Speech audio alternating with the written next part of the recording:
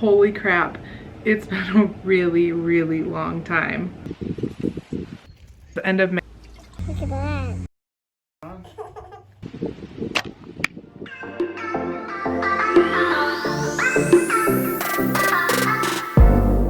So I haven't filmed a video since my gender reveal. If you haven't seen that video, we're having a boy. I'm due October 20th. Getting very close. I am 32 weeks pregnant, almost 33 weeks pregnant, and this is my, it's getting harder to get up. This is my little baby belly right here. He sits extremely low.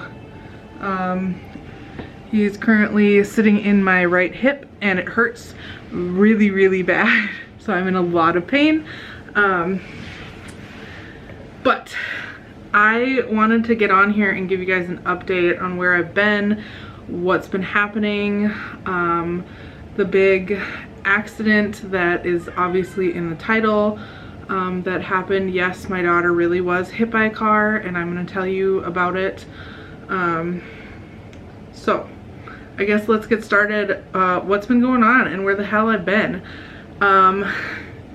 So when you're pregnant, you sometimes have a lot of energy and a lot of motivation to get stuff done, and then other times you have a lot of energy but your body hurts, or you just can't do things, or you just have no motivation to do anything, and that has been me. No motivation to do anything. I have filmed a couple times. I've tried filming stuff. I filmed an entire vlog one Saturday back in, I think, June or something. Filmed an entire vlog, and then I just had absolutely no motivation to edit it. Like, like what a waste of a filming day, you know? I haven't touched my computer in months. I haven't touched my camera in months, other than like taking clips here and there to try and like get myself motivated. And I figured it was finally time for me to do something. I don't know why it's been so hard. I don't know if it's been the quarantine. Things have been stressful with quarantine. I was just in like a complete lockdown for a little while. I had to get, literally this past week, I had to get a COVID test because we thought we were exposed to coronavirus. But luckily my test came back negative. We haven't been showing any symptoms, so we are in the clear. Let me tell you, that test is not comfortable. I have allergies, and I've been suffering from allergies because we had a lot of the wildfire smoke from California, and it messed up my sinuses for days afterwards. But that's kind of where I've been. I just haven't been motivated. I haven't wanted to film. Our house is a mess a majority of the time because I just haven't, I can't clean because my hips hurt so bad, and like I'm tired and I just don't want to do anything other than look at my phone and sit on TikTok. So that's kind of where I've been. I'm trying to get back into the swing of things because I know it's just gonna get crazier once the baby comes, obviously. I didn't see my family for 8 months. That was kind of hard with this whole quarantining stuff and like people getting sick and everything. We didn't want to take the risk. My stepdad has colon cancer. And my mom, they live on a farm and they don't interact with a lot of people, and with James's job being everywhere during the day, he's always talking to people and stuff like that. We just didn't feel like it was safe for us to go visit them at all during the big outbreaks of things. But finally a couple weeks ago we decided that it was getting better here in our counties. It was getting better. So then we decided to finally go see my mom and my stepdad, and that was a really nice day. We kind of social distanced and just hung out in the yard all day, and it was amazing to finally see a part of my family because it's been so weird being pregnant and not seeing my family.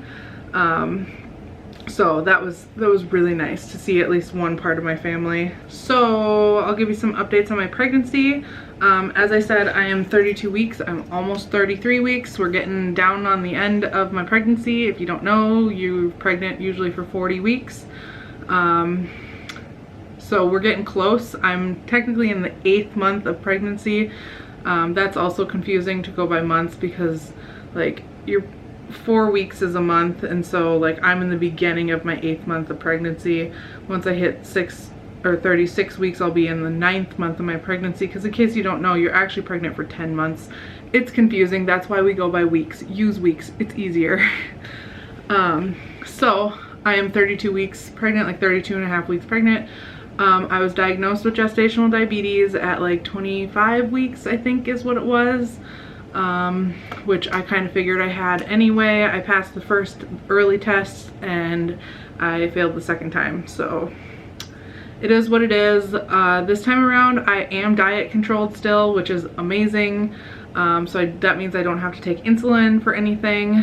My numbers for fasting have been kind of borderline, so we keep a really close eye on those, and I've been trying really hard to keep those down. I'm very strict with it to make sure that I'm not being put on, I don't get put on insulin, because insulin means I have to get induced and other complications, and I don't want to be induced.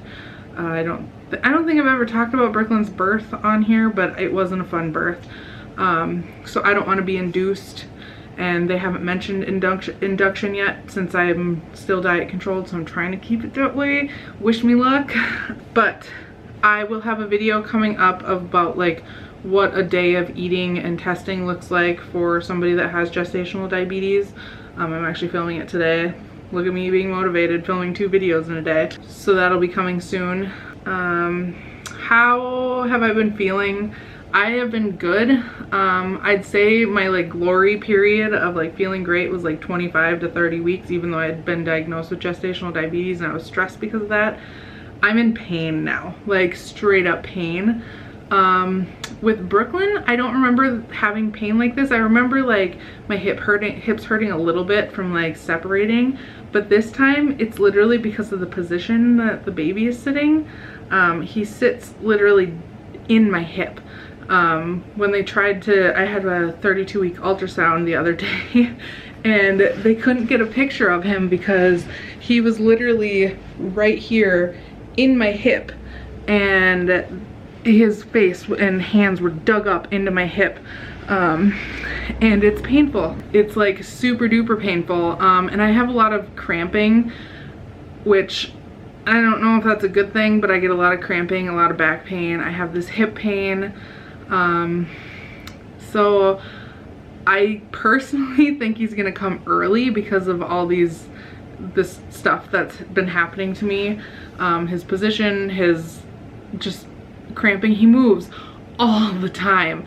When I say he moves all the time, it was to the point at my ultrasound where the girl was like, does he stop moving? And I was like, no, he's constantly moving. And when he moves, he doesn't just like make little movements. He like whole body, like it feels like he's doing aerobics inside of me, and it hurts. So I think he's coming early. I think he's gonna come at like 37 or 38 weeks, which makes me nervous, but it'd be interesting to go into actual labor since I was induced last time. I don't know what it feels like to just go into labor randomly. But yeah, I think he's coming early, so we'll see on that one. I could be totally wrong. I thought he was a girl too, and he's not, so who the hell knows. Prepping for this baby has been difficult too, because as you know, I've talked already, I have no motivation. I don't want to do anything, and I just didn't know where to start. So it's been hard, but we're slowly getting things. I think we set a goal to have everything done and ready by 34 weeks. So that way we're ready to go in case he does come early. And I think that's kind of kicked us into gear. We have the crib up in our room now. We've rearranged our room. Brooklyn's room is set up. The changing table is reset up. I've been washing his clothes as we get them, and blankets and stuff like that. Next week I'm gonna make a big trip to Target, and I'm gonna get a ton of stuff that we need. So prepping wasn't going very well for a long time. Like we literally were doing nothing and we had nothing, and now it's getting better. We have the car seat. We got the car seat from my friend who I had borrowed it to. We got all the bottles and stuff like that. I need to get more breastfeeding stuff because I gave away a lot of my stuff, so that I can try that again. And yeah, so it's been it's been crazy. So now for the part of the video that you're probably been waiting for. You probably don't care about my pregnancy updates or where I've been or whatever. My daughter was hit by a car. It's still hard for me to say that.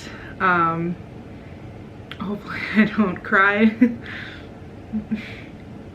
My face is gonna turn bright red, of course, and I have no makeup on other than a mascara. On July 21st, we were outside one evening. We were getting ready for a camping trip. We were going on a camping trip that weekend. This was a Tuesday. So we were organizing all of our camping stuff and getting it ready. And it was about 6:30, 7 o'clock. And I was in the garage, and James and Brooklyn decided to go across the street to talk to our neighbor, which not a big deal. You know, you do that all the time. Well, what happened was Brooklyn, I stayed back so I could finish the camping stuff because it was about 7 o'clock and it was getting kind of late. So I was still in the garage, and I don't even want to talk about it. It still like punches a hole in my chest every single time I think about that moment. So they were across the street, and Brooklyn decided she wanted to come back home. So they were kind of off to the side a little bit, like kitty corner to her house, but not really. It's kind of hard to explain. So like they were here, our house is here. So she had to run like this and then like this, right, to get to our house, to me. And James called for me. James called for me to come and get Brooklyn because he was still talking to the neighbor, and I said, okay. I said, okay, I'll come over. And I started walking up the driveway, down the driveway, to go cross the street to get her and bring her back. And she is a 3-year-old. She doesn't listen. And she started running down the sidewalk, and we said, wait, Brooklyn, just wait for Mom to come get you. And so by the time she got to where she could just cross the street to get to our house, she was probably 15 feet away from James. And she didn't stop running. She just ran out into the street. We were telling her to stop, saying, Brooklyn, stop, stop, stop, wait for Mom. Brooklyn, you need to stop. When she ran out into the street, there was no cars, and when she got to about a quarter of the way across the road, a car turned onto our street. We live one house away from a corner, so a car turned onto our street, and she was in go mode, running across the street to get to me, and the car didn't see her because this was a very high profile car, very high up, and by the time Brooklyn got to where she was hit, she was already, it was like the perfect angle to where she was in her blind spot, and she didn't see her, and she hit her, and so she hit Brooklyn, dead on, middle of the grill of the vehicle, and Brooklyn flew about 10-15 feet out from the vehicle. She was going about 30 miles an hour, and she went over the top of Brooklyn, but luckily didn't actually run her over. Brooklyn also didn't get dragged as far as we know. If she did, it wasn't very far or anything like that. She had a little scuff mark on her head right here, and I think one of her ponytails got caught because she lost some hair right here. She's got a part of her hair that sticks up like this now. But luckily she didn't get ran over, she didn't get dragged. So it was complete chaos for a while. We didn't know if she was alive, if what just happened, did we just witness our child die? It was the scariest moment of our lives.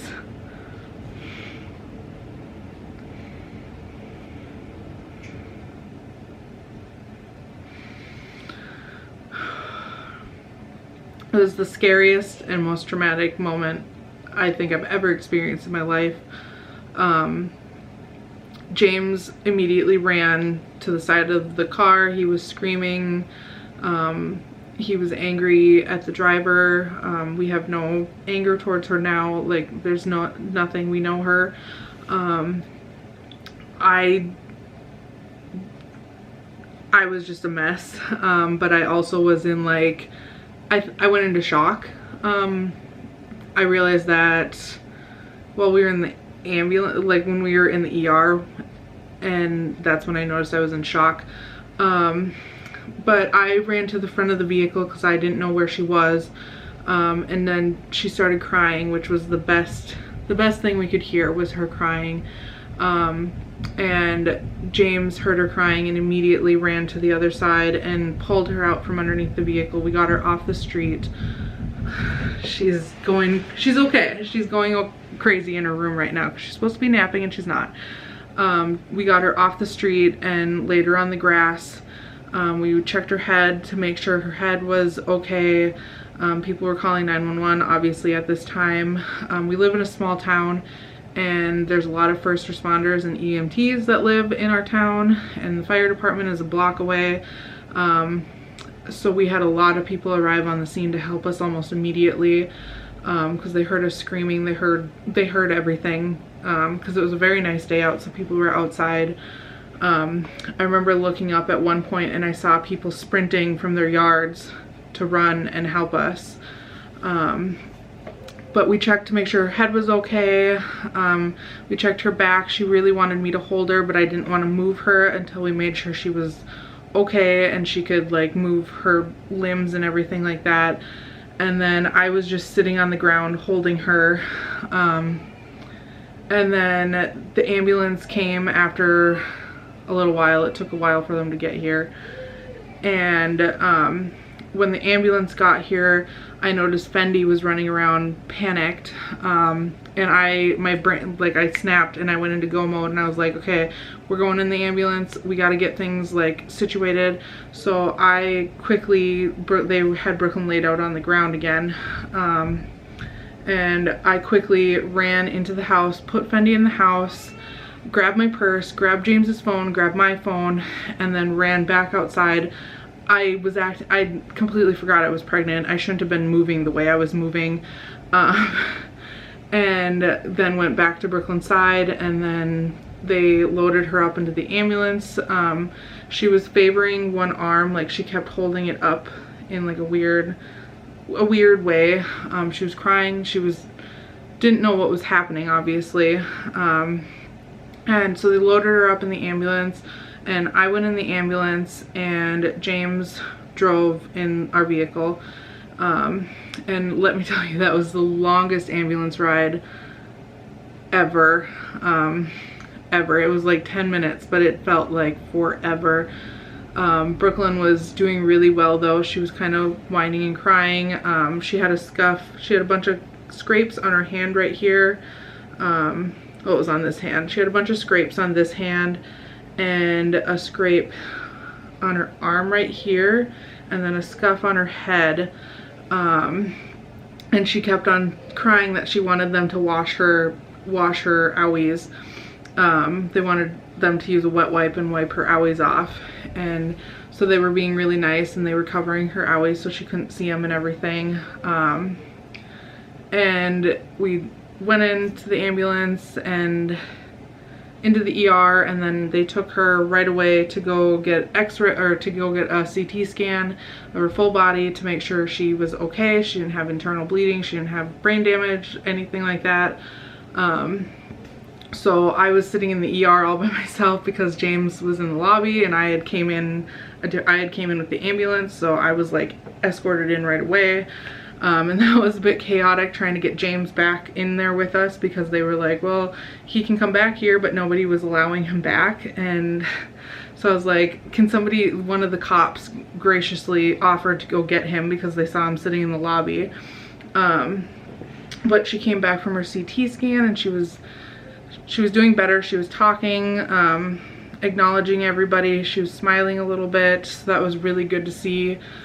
She got cold, so she was like, she had a little blanket on her all the way up to like here. It was like 8:30 at this point, and she was tired, and she had just been hit by a car, obviously. And then they did an x-ray of her hand, of her arm right here, because she was still favoring it, and they noticed that it hurt when they touched it and everything. So what ended up happening was she fractured her distal radius, which is the bone right here. It's literally the most common wrist injury breakage that anybody ever experiences. And so she just had a little tiny fracture on her wrist right there. So she got a temporary splint, and then we got to go home and she was okay. It was a rough couple days. She couldn't walk for the first day or so. It was probably 3 or 4 o'clock the next day when she could finally walk. Otherwise we had to carry her everywhere, which was okay. We were literally doing everything for her. It was literally like, whatever you want, you got it. And it was really hard for all of us. Like I said, I went into shock, and I didn't accept what happened until we got home after the ambulance. Like, I went into this mom mode that I knew I had to help my baby, and I knew I needed to, I couldn't cry, I couldn't do anything, you know. And it was in the ER that I realized, I remembered, like, I'm pregnant, I need to sit down, because I started cramping, and my back started hurting, and I actually had that happen for several days afterwards, to the point where I had to just chillax for literally days, because I was cramping and my back hurt, and I was like, I'm not going into labor at like 28 weeks pregnant. But it was a rough couple days. Like I said, she couldn't walk. She was all smiles though. Lots of people came and brought her gifts, and thank you to all of those people that helped us and brought us things and offered to go get things for us. We just kind of spent the next couple days as a family just trying to recover her physically and also mentally. She had night terrors for several days afterwards. The first night and the second night she couldn't sleep because she kept jolting in her sleep. She would jolt and then she would say ow, so we knew her brain was like reliving the accident, which was terrifying to see that happening to her and knowing we couldn't help her. One night she had a night terror, so that was really hard to like get through, and then just for us to get through it too. We still, James I think is doing a lot better with it. I can't think of the moment. It still like hits me in the chest. It still hurts. I don't know how to explain it, but talking about it helps. Talking to people about it helps, and remembering that she's okay, she's fine. We got through this. We got barely an injury from it. So that's kind of like the whole story of it, I guess. She had to wear a splint on her arm for 4 weeks, and it's all healed now. She doesn't have the splint on anymore. It's the end of August now. She just got it off last Friday, and she was so excited when she got it off. And yeah, it's been a crazy couple weeks dealing with that. So that's kind of the story. That's the whole thing. We're very, very cautious now when we cross the street. She listens to us now. She looks both ways. We stop, we hold hands. That's just what we do now. We did it before, but now she actually, like, she knows, like, you need to be careful. So yeah, that's pretty much it. We're so thankful for everyone who helped us. We're so thankful to whoever was watching out for Brooklyn that day, somebody obviously was, because there's no way that most people, like a normal like a person doesn't get hit by a car at 30 miles an hour and live to talk about it, you know. So it's crazy. She's gonna have a hell of a story when she gets older to talk about to people. It's nuts. It's nuts to say that your kid got hit by a car and that they were okay. But I think that's probably the end of this update video. I just wanted to get this out there. I know I haven't been around. I'm gonna try and start filming more videos again. So I hope you enjoyed this, and please like and subscribe, and I'll see you in my next video.